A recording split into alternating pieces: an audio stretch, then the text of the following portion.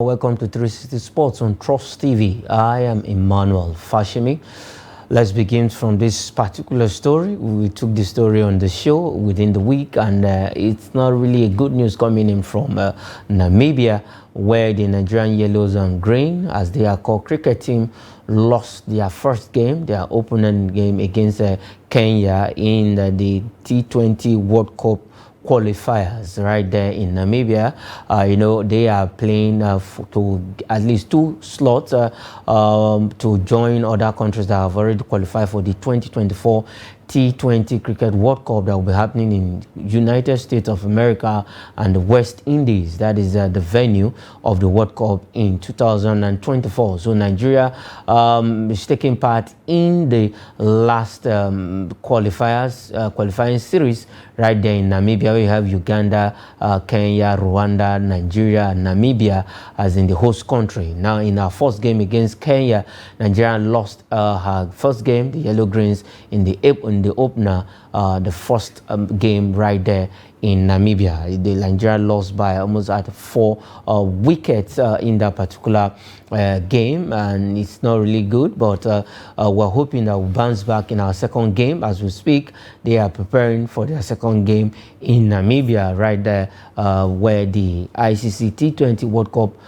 qualifiers is ongoing. Well, I can say Nigeria did all they can in that particular game. We threw all we can. We did all in our best to see how we can actually at least maybe draw that game against the Kenyans. But at the end of the day, I think the Kenyans were too hot for us to handle. They overpowered the Yellow and Green of Nigeria, and they won that particular game by 4 wickets. So it's good. Like I said, their second game will be coming up later on today, right there in Namibia. So we'll be looking at probably getting the maximum points. It's just 2 slots, 2 countries will be representing Africa, the continent of Africa, in the T20 World Cup. So out of the 2 countries that will be going, we're hoping and praying that Nigeria get at least pick one of the slots, picks one of the tickets to represent Africa in that particular competition. It's a T20 World Cup qualifiers happening in Rwanda, in Namibia, I beg your pardon, not Rwanda. Rwanda is part of the countries that is taking part in the qualifiers right there in Namibia. So let's see in their second game if they can actually get the maximum. Tanzania also is there, if they can get the maximum. I think their second game is against the Tanzanians. So let's see if Nigeria can pick all the maximum point and keep their qualification hope on track. All right, I have Adeni Muyiwa all the way from Lagos joining me on the show 360 Sports this lovely Friday. Niye, welcome to 360 Sports on Trust TV. Good morning. Thank you for having me. Okay, Nigeria lost, the Yellow Greens as they are called, lost their first game in Namibia. That's the cricket team of Nigeria, and as we speak, they are later on they will be playing their second game. What's your take about the loss, and probably what are your expectations in their second game later on today? I think it's somehow devastating, and at the same time, nobody wants to be happy when you get defeated in any particular tournament like that. And having a second game, I hope they will come out better and have a resounding victory. Okay, you think they will come out tops in their second game? Now, if you look at the game of cricket, this team was in Lagos some times ago, and they were able to at least win their the West African Tour Trophy. They won 10 games in a row, and you saw this team in Lagos. You are in Lagos at the Tafawa Balewa Square. Now, from what you saw in Lagos, do you think they have the firepower at least to pick one of the tickets to represent Africa in the next T20 World Cup that will be happening in West Indies and the United States of America? Yes, with what I saw, I believe, and I want to be optimistic that they will do well. Okay, all right. Like you said, let's see if they can actually get the maximum point, the maximum win in their second game today, as they will be playing right there in Namibia. Though they lost the first game to Kenya, let's see if they can pick up the pieces. Cricket is fast becoming a household name in Nigeria, and we want to see them improve and better their lot when it comes to cricket, the cricket sports in Africa and probably in the world. Okay, let's leave that cricket story now. Let's talk about the Super Eagles. One man is talking. He's still with the Super Eagles. He was with the NFF. That is no other person than Austin Cerezo Eguavoen. He has said that the Super Eagles players lack true mentality. For he was the coach, at least he coached Super Eagles for some times, and again the last World Cup he was at the dugout when we lost that ticket to the Black Stars of Ghana right here in Abuja. Now he has come out to say that the team right now under Jose Pizarro, which himself is part of NFF, a technical committee that appoints coaches, now he has come out to say the Super Eagles lack true mentality. I don't know how true, maybe you agree with Austin Cerezo Eguavoen. Partially, I want to agree with him. You know, he has been in the in-house of the team. He was once the coach of the team, and he knows pretty well what could be happening to the team. As a matter of fact, what he's saying is not actually new to some of us. You understand?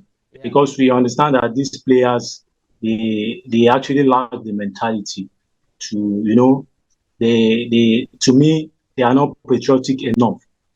You understand? We are not expecting you to win all the time. But at the same time, if you are going to lose or get defeated, you should at least do that gallantly. You understand? So these crops of Super Eagles player, to me, I always believe they are just, when there is international break, they are just here for the fun of it, just to while away time. I don't see any zeal in them. I don't see them playing. I see, you know, when you are in the green, white, green jersey, there should be this kind of passion that should drive you. That you know, okay, you are playing for your country. You understand? So I don't see it in any of these Super Eagles. So I partially agree with him. Okay, you partially agree with him. Before Jose Pizarro took over as the coach of the Super Eagles, he was there. Do you think when he was there himself, he didn't instill that true mentality into these players? Because you are not a coach, I'm not a coach. Who is supposed to be held responsible of at least putting in that mentality into the players? That's to be honest, that's the irony of it. Can you understand? Yeah. I will not want to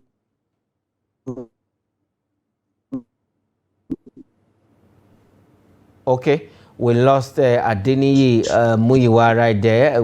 If you can hear us, if you are back, please kindly do join us. Like what he said he partially agree with coach, I will still call him a coach, Austin Eguavoen Cerezo, that the players in the Super Eagles team right now lacks mentality. So let's hear you, Muyiwa, please. So like what I was saying, it's actually his message that I actually agree with. You understand? So the irony of it is, when you were there as a coach, what was your impact as far as this mentality of the team is concerned? What did you do as a coach when you were there? You understand? Yeah. But you know, I don't know, maybe he might not want to shoot himself in the leg at that point as a coach. You know, there are so many things that will not be revealed to the public. But as a matter of fact, that does not nullify the fact that he is actually saying what is actually right to an extent. Okay. Now, let's look at the whole Super Eagles team. We know we have the AFCON just a month in between from now till January. The AFCON will be coming up. Now, with the crop of players we have in the Super Eagles, then the coach, What's your take? A lot of pundits, football pundits, ex-Super Eagles players have been tipping Nigeria to actually do well in AFCON 2023, but to be played next year in Cote d'Ivoire. Do you think we have the pedigree to win our 4th AFCON title? If I am to respond to this based on what's at hand now, I would say we don't have what it takes to win the tournament. But you know, like I used to say, we still have about roughly a month and a week or so to the tournament. So something good can happen before then. And you know, the crops of players to be invited into the team might also take a new shape as well. So it's possible they get it right this time around while inviting the players, and something miraculously could actually happen at the AFCON. And I am hoping for them to come out victorious as well, because I will be there. Okay. Now, let's look at Jose Pizarro. Ever since Jose Pizarro has come into the Super Eagles, it has been topsy-turvy for us. It has not been rosy. We've had a couple of, in his first 6 games, we played friendlies, and he didn't win any of those friendly games. So we know how we lost back-to-back. Now, do you think Jose Pizarro, tactically wise, he's fit to coach the Super Eagles? And going to still on the Nations Cup, going to that Nations Cup, do you think Jose Pizarro can at least outwit other coaches? First, we need to qualify from our group, where we have Cote d'Ivoire, Guinea-Bissau, and then Guinea, Equatorial Guinea, and then the host, Cote d'Ivoire and Nigeria. Do you think he's tactically sound to do well when he takes this crop of players, this team, to the Nations Cup? I doubt that. But you know, as my kind of person, I love to be optimistic enough. And as a matter of fact, I want to be a bit biased based on the fact that, okay, it's our nation, and okay, we are going there to at least come out with something. But when leaving it to the coach, okay, we lost him there again. When he joined us, he would at least finally just say his own about that. All right, for Jose Pizarro, let's see what he can do. Okay, Muyiwa is back. All right, let's hear you quickly. No, to me, I doubt if he has all what it takes to win the tournament. But hopefully, if he actually wins, which is what some of us are actually hoping for, you know, understand? So at least it's something to rejoice and welcome development.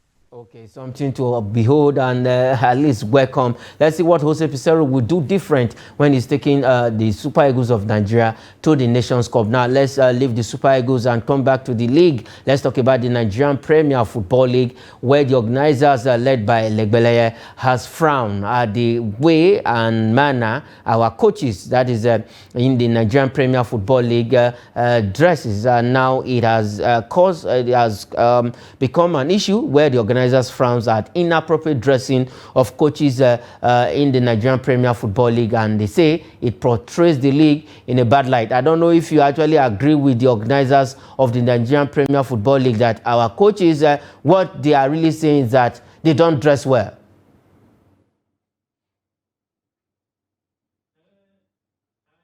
I do agree to them, but not in total, because we are seeing some coaches that are changing the face of the league in terms of dressing, with the likes of the person you are just showing, the Sporting Lagos coach, Coach Paul, and the likes of Remo Stars coach, Coach Daniel Ogunmodede, the likes of Enugu Rangers coach, Fidelis Ileshuku. You know, so we have numerous coaches like that that are doing well in terms of dressing.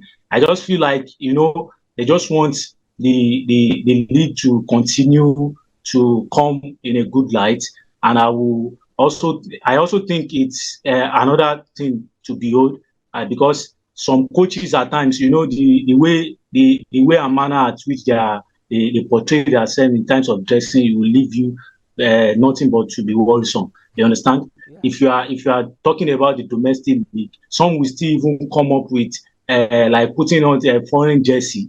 Why they, you know all those stuff. So, yeah. Understand? So what I personally believe is they are on the right course as far as this is concerned, and I actually agree with them. Okay, that the coach can do better. Although we have some that are doing better already. So the coach can still do better. And then the coach of that is the coach of Sporting Lagos, who's just joining the fray, a new team that got newly promoted to the Nigerian Premier Football League. Now, some persons in some quarters say, is that what the NPFL should be looking at? Should they be looking at the dressing of the coaches? I don't know if you are, if you really go with those persons who is saying if they should be looking at the dressing of the coaches. But I believe also the dressing of the coaches will also, at least it's all about branding, rebranding, and what have you. It will also serve the league. Because if you look in Europe, if you look at Europe, the EPL, La Liga, the way the coaches dress, sometimes it's something to behold, and you want to be a coach on the sideline when coaching the European team. So, but some persons have not really agreed with what the NPFL has just come out to say. I don't know if you yourself share in that quarter, but looking at it, is that what the NPFL should be looking at? And the thing is, everybody cannot be on the same page. And at the same time, those people that are actually talking about that, they are right to, because there are so many things to be done as far as the league is concerned. You understand? But we should not, because we feel that these people are not doing enough, that we should always clamp down on whatsoever decision they are bringing. As far as I'm concerned, although it might not be the most important thing to focus on, but at least it's still in the right course. You understand? So the thing is, this issue of dressing is another thing to be addressed. But at the same time, it might not be the most important as far as the league is concerned. But I think gradually we are getting there. To me, that's what because if you are looking in terms of these fixtures, the graphics, the contents that come out from the league, as some clubs started it, and when others are saying that okay, this is what befits the highest and is making the league to progress, they jump on it as well. You understand? So it might not be the most important thing to address at this point, but as a matter of fact, they are still in right order.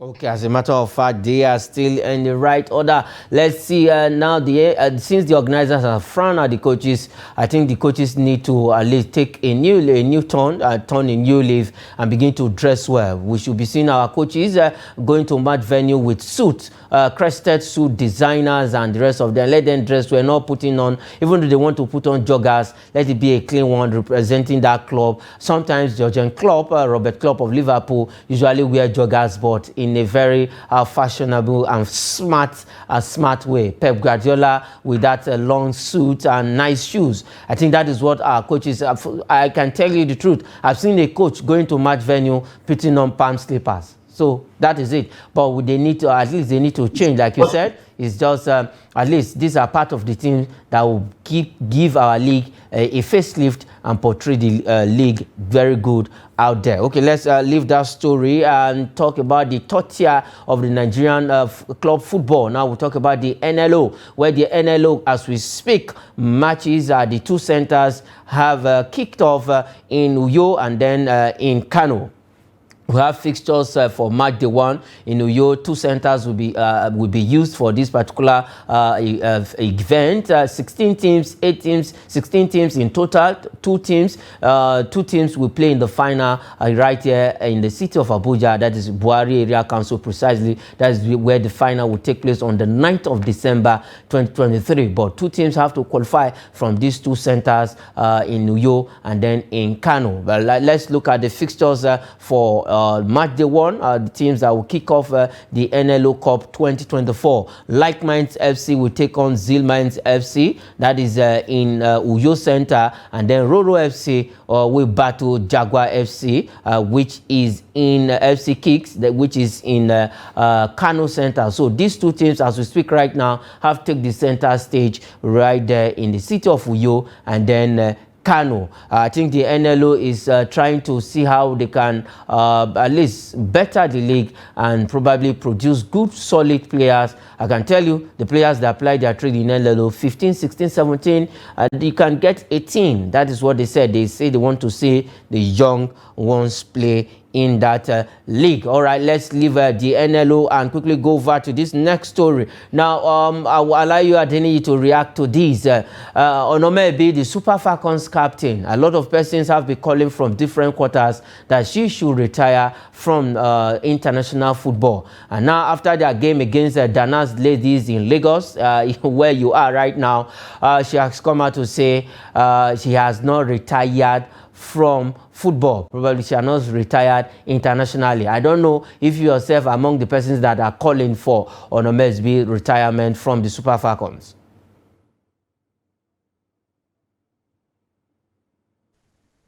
To be honest, I'm part of those that calls for his retirement in the national team. So I'm part of those that call for retirement. The thing is this, you know, at that point, there was a story, there was an interview she granted that nobody can force her to retirement. The thing is, nobody is forcing her to retirement. She has tried. She's a legend. So we can't take that away from her. You know, you don't understand. But you can't stay in the national team forever. There are some young chaps that are expected to fill up that space. You understand? So I as a matter of fact, I think even Onome Ebi herself enter into the national team at a younger age. Yeah. So you can't just occupy such space when you have a lot of talents that are ready to fill up that space. As a matter of fact, I watched their game, the Nigeria Test and Danas in Lagos on the Wednesday. So I saw her. So seeing her play again, I know no. This lady needs to leave the national team. He has done so well. He has the record as far as the national team is concerned. He has played like about 3 or 4 World Cups and all. So this is the time she should just try and leave when the ovation is loud. Okay, so I don't see we have people playing a role already, and they are doing well. So the Super Falcons of Nigeria with 2 goals to her name. Okay, let's leave that story quickly because we are out of time. Let's look at this story before we go. It concerns still on the women's story. Now let's go straight to Europe, where the Women's Champions League went down last night, and we had games. Nigerians were at least we have Nigerians who played in all of the games last night in Group C. We have Paris Saint-Germain Feminines. They lost to FC Bayern Munich ladies 1-0 at home right there in France. And Eriksen got that goal in the 21st minute of that encounter. And then also in Group C, we have Roma Femine against Ajax Women. They trashed Ajax Women 3-0 at home. That is in Italy. Giacinti getting the first goal. And then in Group D, we have Haken ladies beating Real Madrid Femino 2-1. Kafiji and Kasuala, Nigerian, getting the second goal in the 76th minute. And then Real Madrid women, the only goal was from Brune in the 9th minute of that game. Chelsea women trashed Paris FC, that is Chiamaka Nadozie team, 4-1. Kerr scoring hat-trick against Chiamaka Nadozie, and Igle 19 plus in that particular game, and Grebvoval in the 38th minute got the only goal for Paris FC. All right, Adeni, thanks for joining me. Not the Adeni in-house Adeni here, but Adeni from Lagos right now. Thanks for joining me on 360 Sports from Trust TV. Thanks for doing all you can on the show this morning. Thank you for having me also. All right, that is it on 360 Sports from Trust TV. I am Emmanuel Fashimi.